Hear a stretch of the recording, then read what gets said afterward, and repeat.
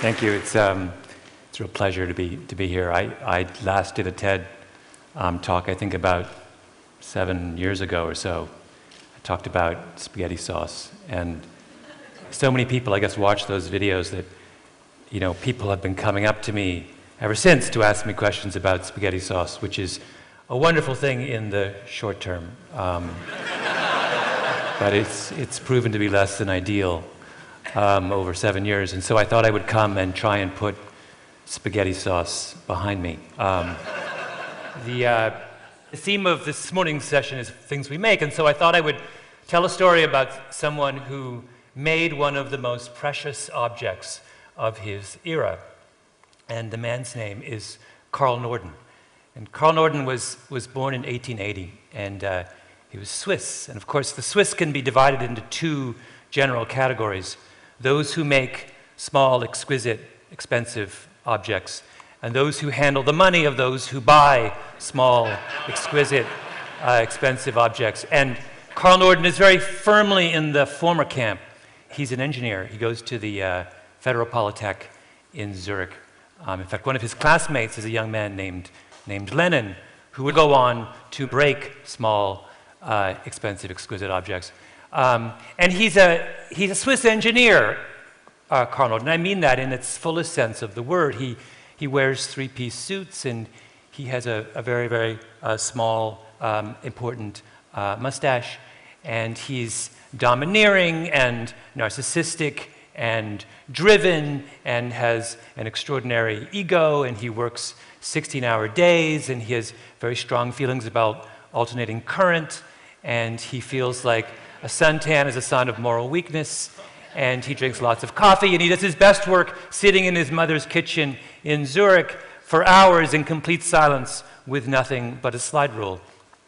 In any case, Carl Norden emigrates to the United States just before the First World War and sets up shop on Lafayette Street in downtown Manhattan. And he becomes obsessed with the question of how to drop bombs from an airplane. Now, if you think about it, in the age before GPS and radar, that was obviously a really difficult problem, right? It's a complicated physics problem.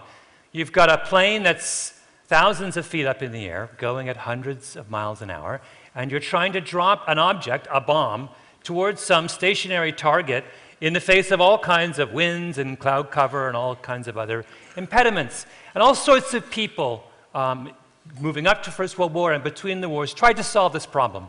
And nearly everybody came up short. The bomb sites that were available were incredibly crude. But Carl Norden is really the one who cracks the code. And he comes up with this incredibly complicated device, weighs about 50 pounds. It's called the Norden Mark 15 bomb sight.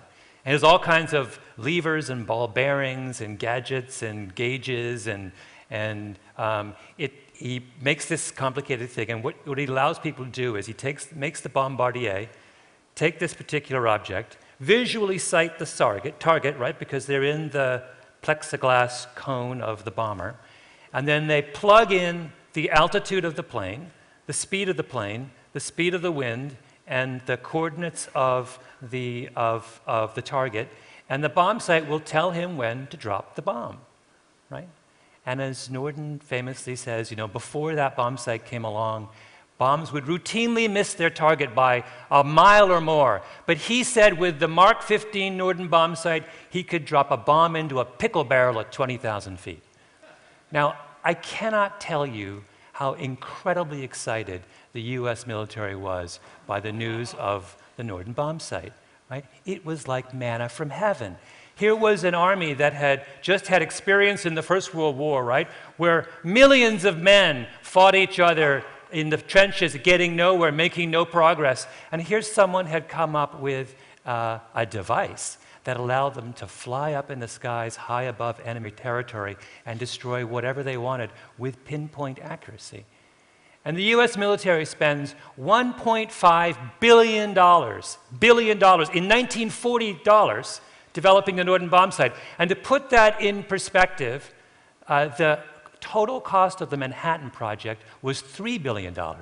Half as much money was spent on this Norden bombsight as was spent on the most famous military-industrial project of the modern era. And there were people, strategists within the US military, who genuinely thought that this single device was going to spell the difference between defeat and victory when it came to the battle against the Nazis and against the Japanese. And for Norden as well, this device had incredible moral importance, because Norden was a committed Christian. In fact, he would always get upset when people referred to the bombsight as his invention, because in his eyes, only God could invent things. He was simply the instrument of God's will. And what was God's will? Well, God's will was that the amount of suffering in any kind of war be reduced to as small amount as possible, right? And what did the Norden bombsight do? Well, it allowed you to do that. It allowed you to bomb only those things that you absolutely needed and wanted to bomb. So in the years leading up to the Second World War, the US military buys 90,000 of these Norden bombsights at a cost of $14,000 each, again in 1940 dollars. That's a lot of money. And they train 50,000 bombardiers in how to use them. Long, extensive, months-long training sessions, because these things are essentially analog computers. They're not easy to use, right? And they make every one of those bombardiers take an oath to swear that if they're ever captured, they will not divulge a single detail of this particular device to the enemy, because it's imperative the enemy not get their hands on this absolutely central piece of technology. And whenever the Norden bombsight is taken onto a plane, it's escorted there by a series of armed guards, and it's carried in a box with a canvas shroud over it, right? And the box is handcuffed to one of the guards. And it's never allowed to be photographed. And there's a little incendiary device inside of it, so that if the plane ever crashes, it will be destroyed, and there's no way the enemy can ever get their hands on it. The Norden bombsight is the Holy Grail. So what happens during the Second World War? Well, turns out it's not the Holy Grail. In practice, the Norden bombsight can drop a bomb into a pickle barrel at 20,000 feet, but that's under perfect conditions. And of course, in wartime, conditions aren't perfect. First of all, it's really hard to use. And not all of the people who are, of those 50,000 men who are bombardiers, have the ability to properly program an analog computer. Secondly, it breaks down a lot, right? It's full of all kinds of gyroscopes and pulleys and gadgets and ball bearings, and they don't work as well as they ought to in the heat of battle. Thirdly, when Norden was making his calculations, he assumed that a plane would be flying at a relatively slow speed at low altitudes, right? Well, in a real war, you can't do that. You'll get shot down. So they start flying them at high altitudes, at incredibly high speeds, and the Norden bombsight doesn't work as well under those conditions. But most of all, the Norden bombsight required the bombardier to make visual contact with the target. But of course, what happens in real life? There are clouds, right? It needs cloudless sky to be really accurate. Well, how many cloudless skies do you think there were above Central Europe between 1940 and 1945, right? Not a lot. And then to give you a sense of just how inaccurate the Norden bombsight was, there was a famous case in 1944 where the Allies bombed a chemical plant in Leuna, Germany.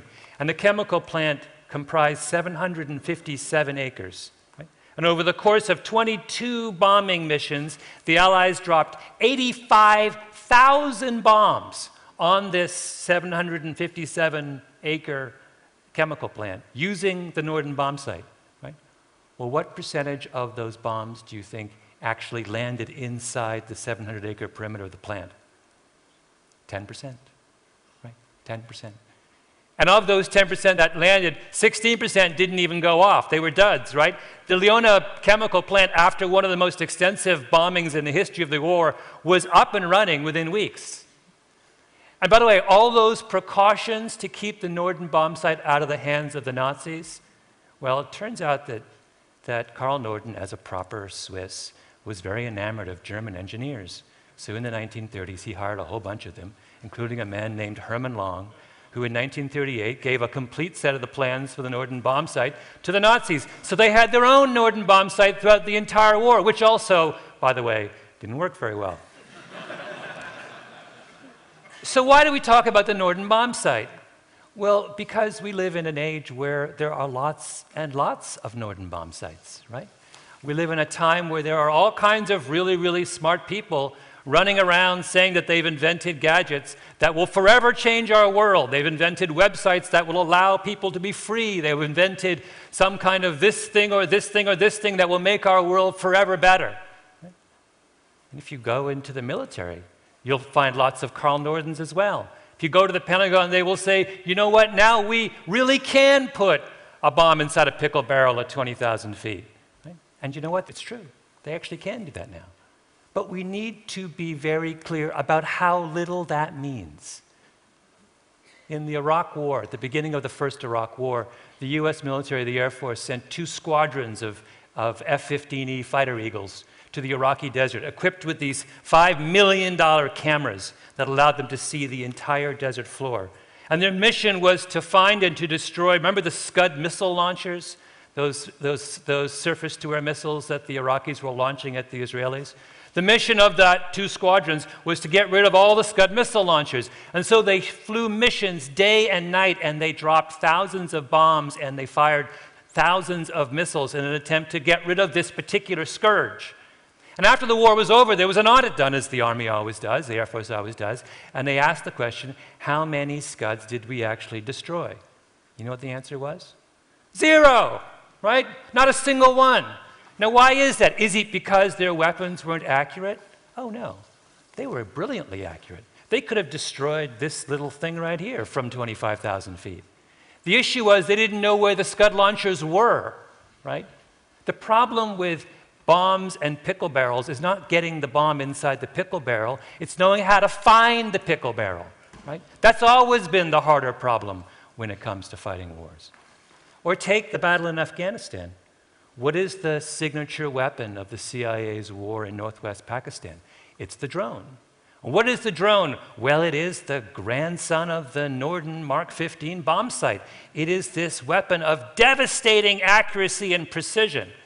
And over the course of the last 6 years in northwest Pakistan, the CIA has flown hundreds of drone missiles and has used those drones to kill 2,000 suspected Pakistani and Taliban militants. Now, what is the accuracy of those drones? Well, it's extraordinary. We think we're now at 95% accuracy when it comes to drone strikes.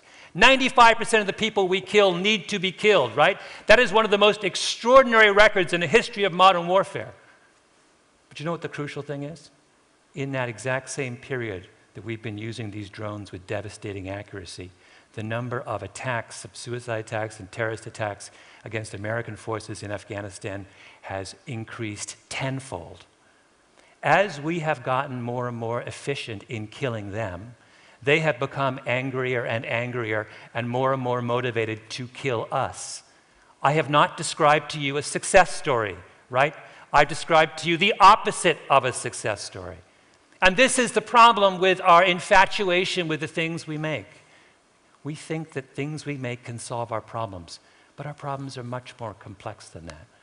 The issue isn't the accuracy of the bombs you have. It's how you use the bombs you have, and more importantly, whether you ought to use bombs at all. Right?